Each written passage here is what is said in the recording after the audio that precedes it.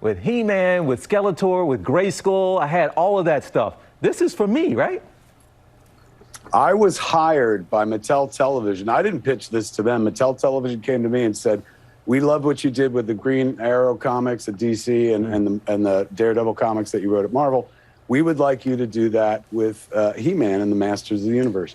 So I was like, if you asked me to reinvent it, I couldn't do it. She-Ra reinvented the series they did on Netflix a few years ago, and it was fantastic. But I'm not imaginative enough, I told them. But if you want me to sequelize the series spiritually, like do the next episode, but as if everyone could stab each other for the first time, I'm absolutely your man. So our show, Masters of the Universe Revelation, exists somewhere between your memories of the show that you used to watch in 1983 forward, He-Man and the Masters of the Universe, and all the imaginative hours you spent smashing your toys together in the backyard. All right. And look, people might not realize, but as popular as that show was, and you got a guy, a big, strong guy with a sword, there was only so much they were allowed to do in their sequences. And they weren't, I don't even know if they were allowed to be seen striking someone else in the previous show. So what is it, Kevin, now about this that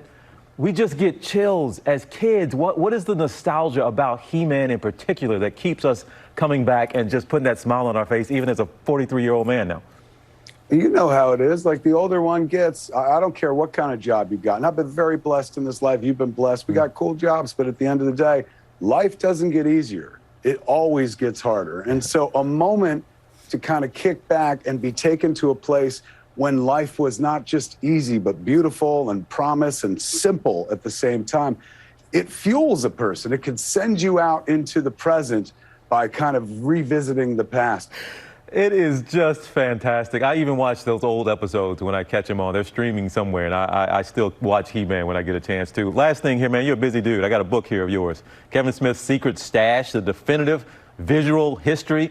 Definitive, is this your history?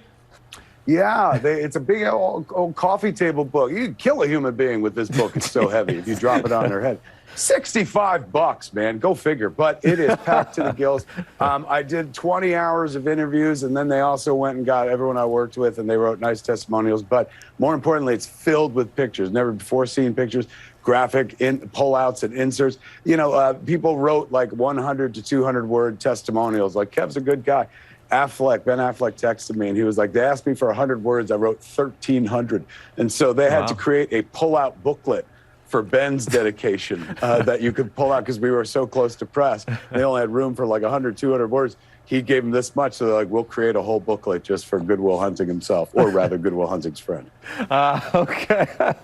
Good clarification. Kevin, it's good to see you, my man. You got a lot of fans around here, including some of the guys in studio who worked with you in the past, and they were telling stories and got good things to say about you, my man. So we appreciate it, and thank you for He-Man, Masters of the Universe, the Revelation, okay?